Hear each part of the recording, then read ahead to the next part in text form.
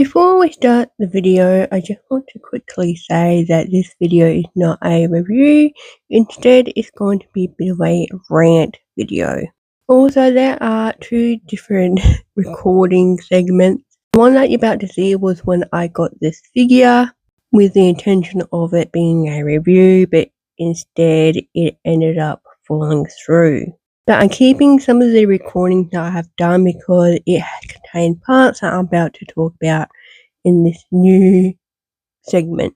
Today we'll be taking a look at the first official Violet Evergarden 1/7 scale figure by Goodsmile Arts, Shanghai. Notice there is an umbrella missing, and I will get into that a little bit later. I just want to show you what she looks like mostly assembled. Now, visually, this figure is gorgeous, but unfortunately, she has some issues. Start from the bottom. So as you can see, she has a big dress. It's very flowy and all, but it needs extra support to help it keep it stable. At Shanghai, I thought that this would be enough to, keep the figure upright. It's not enough. Because of the weight mostly being on the left of the figure, people have reported that the figure was starting to lean more towards the left. So when I had issue with this figure, I ended up packing her away.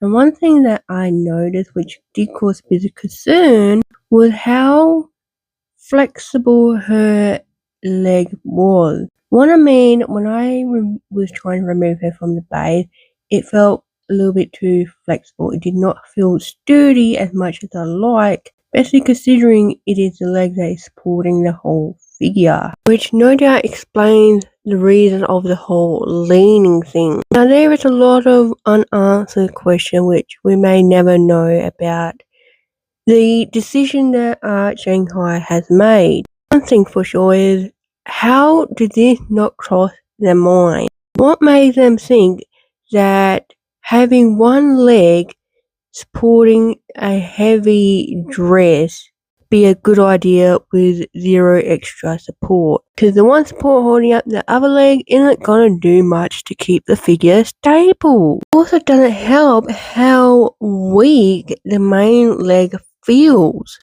So, like many others, I made my own DIY support rods to combat that issue. I also added one on the right, just for extra stability. Move on to the biggest issue, which is a bit more harder to combat than, say, something like this, where the dress is quite easy to support rod. This one is a little bit more trickier, and that is her umbrella. Now, you've been maybe wondering, why would the umbrella need support rods or something to keep it upright?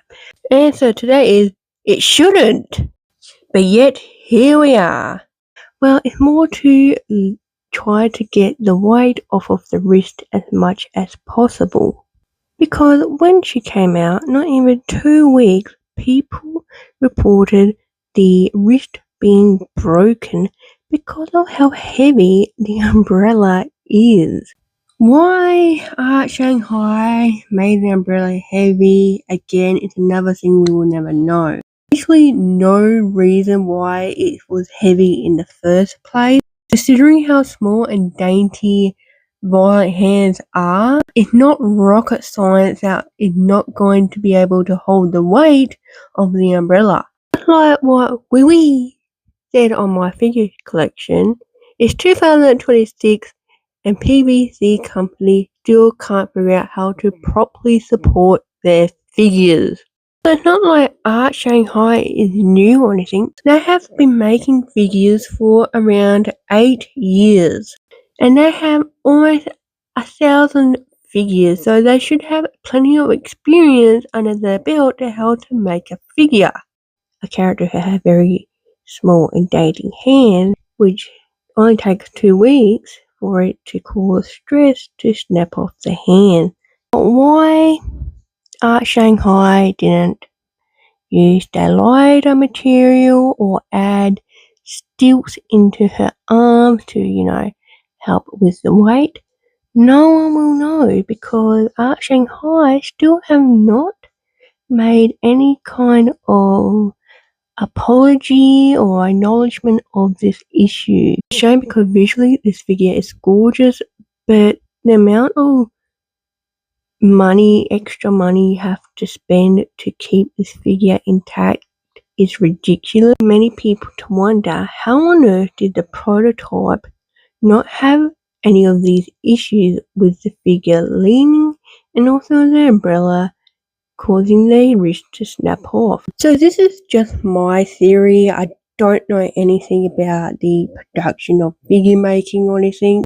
Considering the physical prototype that they had advertising and all and how it had none of these issues, I'm assuming the one that they had must be made out of completely different material. Because if it was made the same way as the final product, surely they would have fixed those issues before they started mass producing and shipping it out. I will say though, it is weird that they haven't made a proper one, unless they did.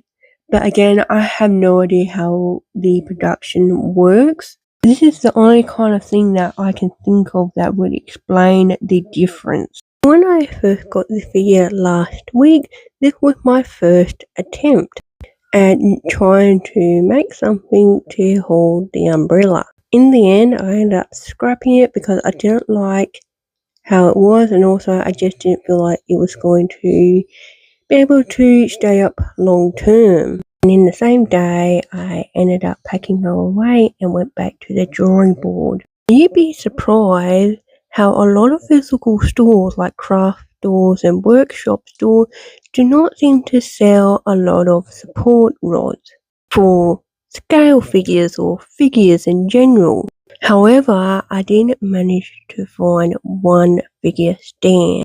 Luckily, Sugo Toys had this figure rod stand. Now, I wasn't sure if it was going to be tall enough for the umbrella because they were the only store that I personally shop at that had something like this, because the only other places that have something that is 30 centimeters or taller are places like Temu, Taobao, and AliExpress, which I don't shop at any of those three stores. So I will put the name up of this product on the screen here. I do have some complaints, but I do need to find something else to serve as the base. What I mean by that, as you can see, the base is a little bit too big than I need it to be. So I need to find something that's a little bit smaller but have enough weight to hold the rod up. Now the nice thing with this setup, it does come with 4 different clamps that you can use. And just a little note, if you do get this set, you do need to loosen the screws a bit to rotate them up or down. Now to focus on the figure itself, it is visually gorgeous. The sculpting, really good. The paintwork, really good. The only thing that is letting this figure down is the poor structural integrity of this figure. There is no excuse for this at all, which makes it quite hard to recommend this figure. Now, don't worry, Apex is releasing their own Violet Evergarden figure. So if you don't want to deal with the mess of this figure, there is another one that you can always pick up. Also, if anyone is wondering where I got this figure, I pre-ordered her from Sugo Toys, same store where I got that figure stand from. Now for my thoughts on this figure. Look, like I said before, she's really gorgeous, but it definitely gave me a headache in trying to solve the issue that shouldn't have been an issue in the first place. There is no excuse for this level of quality. Art Shanghai should have made sure that this figure was stable enough, and if it wasn't, they should have included the necessary support to keep this figure stable. It shouldn't be the consumers to fix their issue. That is my thoughts on this figure.